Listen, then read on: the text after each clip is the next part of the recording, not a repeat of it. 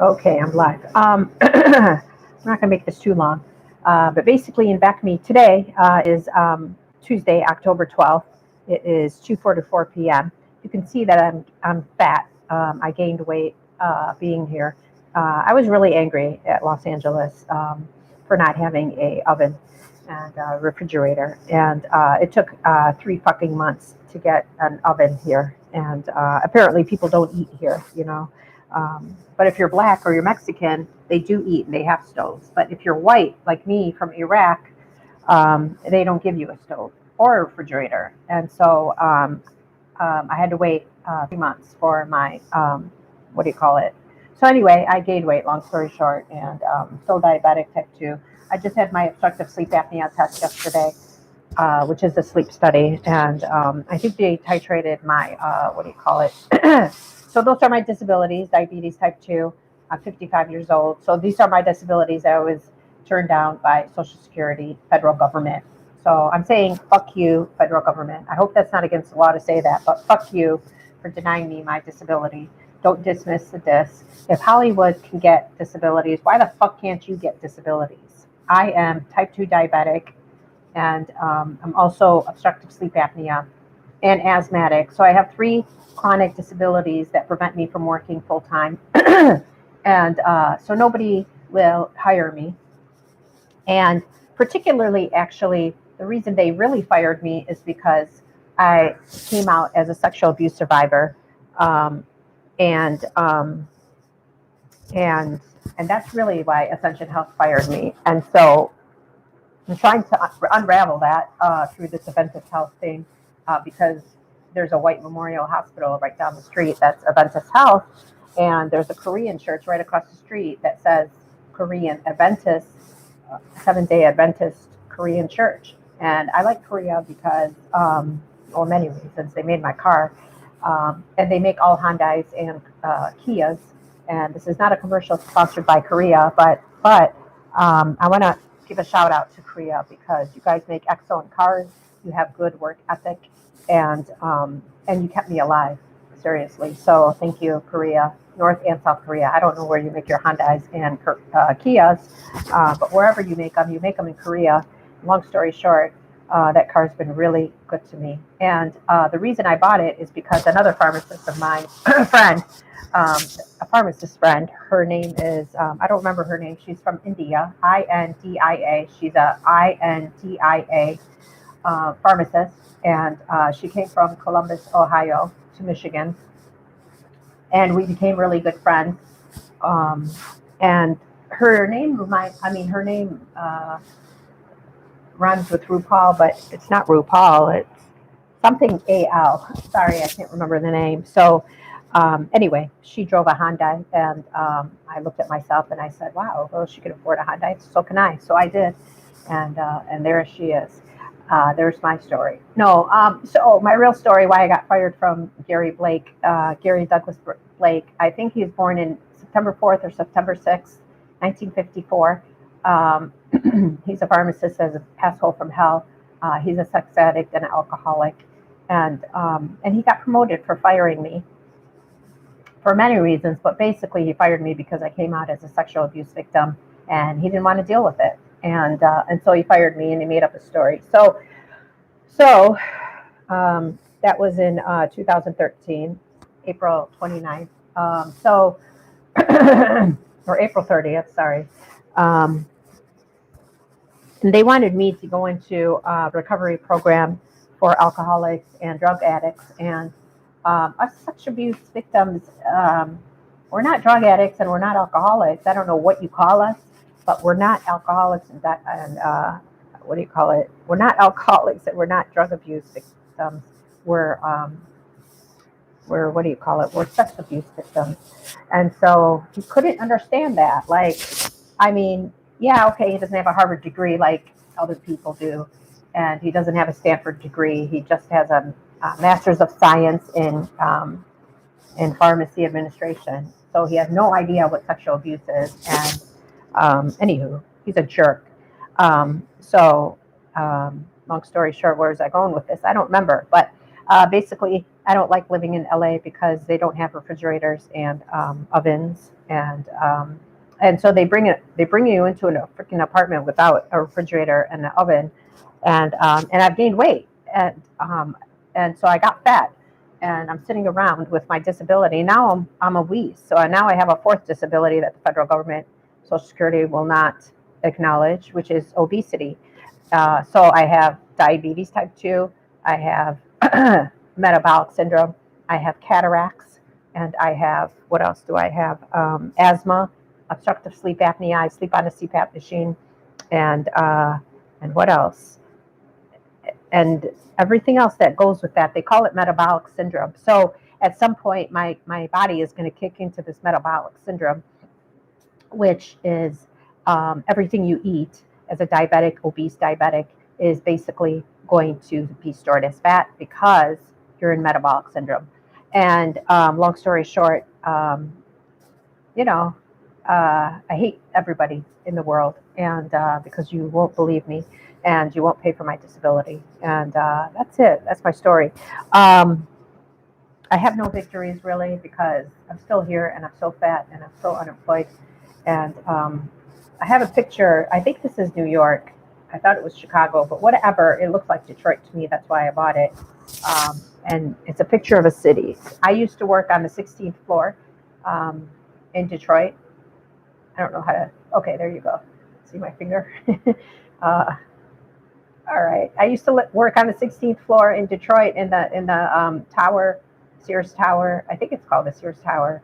Basically, I worked on, was it 32? No, it was 16th floor. And it was pretty cool. I felt like I was working at the Taj Mahal. It was so gorgeous. Anyway, plug to that too, because the CEO is Jewish, and he's so nice, but he's so nice he fired me, so he couldn't be that nice, you know. But anyway, I guess you kind of sponsored me to come out here and tell my story. So, um, yeah. So anyway, this stupid jerk, Gary Douglas Blake, is an asshole. And so I started to work for him in 2004, and he regretted hiring me, and I kind of regretted taking it too. You know, in 1997, I was supposed to work for him as an intern, and like an idiot, I faked out because I was going through something. Oh, a breakup. I think I was going through a breakup. I was going to marry a Syrian dentist, and he broke up with me. So, and then I was in Pharm.D school as well. And long story short, he wanted me to drive from Sterling Heights to Farmington Hills, and I said, let me think about it. Oh, I want to hire you. I'm like, let me think about it. I can't drive a fucking hour. You know, they only have one highway in Michigan that goes east and west. And, you know, I'm diabetic. I was diabetic at the time, and I fell asleep on the road when I was driving. So anyway, long story short, I should have worked for him because he really is the one who propelled me up to the C-suite at Ascension Health. And, I had a lot of fun, even though he was a jerk. We never really got along with each other. So, anyway, that's the story of that. And so I turned him now in 97, and then I saw him again in 2004. I found out I found out who the director is at Harper. I had it between Harper and Crittenton Hospital, and I should have worked at Crittenton Hospital because there was a physician that treated my mom that was single, and I could have married him. He's an Iraqi single doctor, and I don't know if he's still single 20 years later, probably not. But anyway, I should have went to work for Crittenton because he was the boss that hired me at Harper Hospital, wanted to hire me at Crittenton because he liked me so much. And this should really be my reference, even though I am fat and overweight. So, and no makeup on, but consider this my reference. Every time you ask for a reference, I'm going to send you this if I can figure out how to do that. So, Jim Robertson is the boss that kept chasing me from hospital to hospital. And can you quit this and start here? And can you quit that and start this? And so he wanted to hire me at what do you call it? Crittenton Hospital, and my sister, I asked my sister, she's a jerk, basically. She told me the wrong hospital. It was between Crittenton and Crittenton and St. John Ascension Health, and I should have took Crittenton because I probably would be married by now. I certainly wouldn't be in Los Angeles complaining about no fucking refrigerator or stove, because as pharmacists we get what we want, and we make good money. And so anyway, my sister's like, oh, St. John's bigger than Crittenton. Why would you want to work for a small ass hospital like Crittenton and only 130 beds versus St. John, who's 850 beds, and it's more prestigious and this and that and that and this. And long story short, I made the bad mistake of taking a stupid fucking job with a asshole for a boss. So he made my life a living fucking hell for 8.5 fucking years, and it was a miserable fucking job, man. As a white woman, it was a miserable job. He was a sex addict. He was sexually objectifying me and everybody, every woman there, every woman pharmacist in a white lab coat. And so it just got disgusting after a while. And I fell into that sex addiction for a while, and then I got help, and then I'm out of it. Thank God. I'm a freedom fighter, I guess you can call that. I overcame it with this. It wasn't CR that fixed it. It was this. This is my Survivor to Thriver manual. It's pretty thick. Yeah, it's pretty thick. How many pages? 450 pages. And so the pastor that wrote it is in St. Louis, Missouri. I thought he was from San Diego for some reason, but no, he's not. He's from St. Louis, Missouri. So called Desert Stream Living Water. This is the program that solves sex addiction and pornography and sexual abuse recovery. This is the program that I should have went to, not CR. And so I was mismanaged big time, and that's my story. So anyway, I ordered the book again because it made such a big difference in my life as a sexual abuse survivor, because I never learned really the right ways to bond with my mom and dad as a child, and this really talks about all of that. I could give you the title of the this is the best book for sexual abuse. This is the only book I would ever recommend for sexual abuse. The only book you should be reading. Put down the Bible. Don't ever read the fucking Bible. Read this. And so chapter 1 is introduction. Chapter 2 is acknowledging. Chapter 3 is becoming responsive to the Father's love, which is your dad's love. Number 4 is the fighting dad. Number 6 is revealing Christ. Number 7 is cross and the confession, restoring the true image of God. Number 7 is renouncing idolatry. Number 8, overcoming addiction. So they talk about sex addiction in chapter 8. Chapter 9 is how wounds can make us more whole.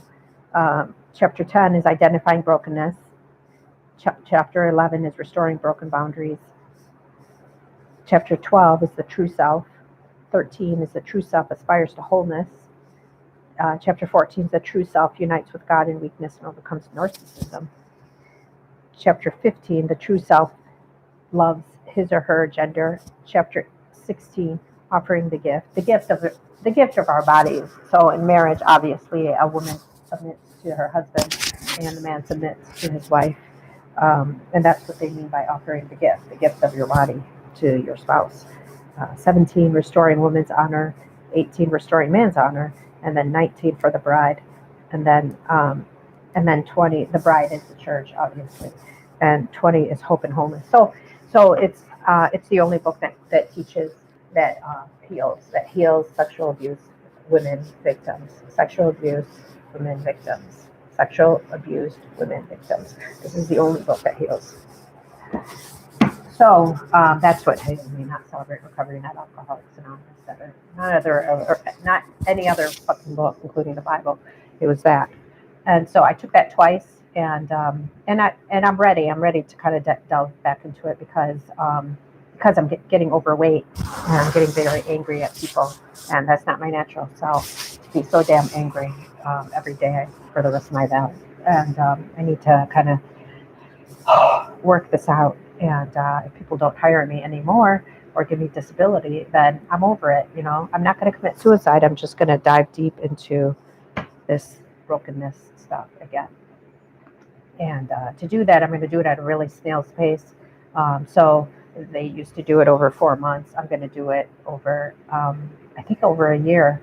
So I'll start in December, and I'm going to end in December. So I'm going to take it 1 year and take my time. This is life. I've been sexually abused when I was 5 years old, and again when I was 10, and then 14 years old, and then again at 22 years old by a boyfriend, and then several times after that. So basically, when a woman like me says no, we mean no. We don't mean, come and attack us when we're sleeping at night, or, pour a whole bottle of whiskey. For me, they would, vodka, pour a whole bottle of vodka down my throat and rape me when I'm sleeping at night. We mean no, and I'm heterosexual. I am attracted to men who are not overweight, men who are thin, and I mean, not super skinny, but basically men who are athletic. So a good example would be a Kevin Hart. That's the kind of men I'm attracted to. Kevin Hart. Who else? I mean, Snoop Dogg's kind of old, but Snoop Dogg is good looking. Who else? I'm not attracted to A-Rod. I don't like that kind of body type. It's way too big for me.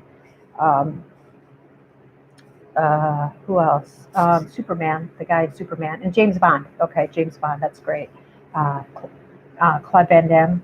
Those are the kind of guys that I'm attracted to. So tall, athletic, and good looking, and nice, And so anyway, I've been dating a couple of military guys. One was, well, this guy next door. Not really dating him, but I'm getting to know him. He's ex-Marine, so he's good looking. And then there's a couple other guys. I don't know, Army, or he's one of the military stuff. I can't focus on that kind of stuff. But basically, I think it's Navy, not Navy, not Army. Yeah, I think it's Army. So he just went to Yemen. So whatever people that go to Yemen do, he's that. So. But he doesn't speak English, he speaks German perfectly, but he doesn't speak English. So I'm hoping Google can help him out with that.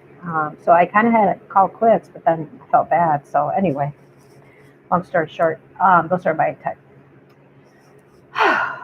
So thanks for letting me share. With that, I'll pass. It's 18 minutes and 30 seconds. So thanks, Parade. And where did I get that Parade? I mean, not Parade, sorry, wrong magazine, Variety. Thanks, Variety magazine. I got that from a guy that I met. He's married.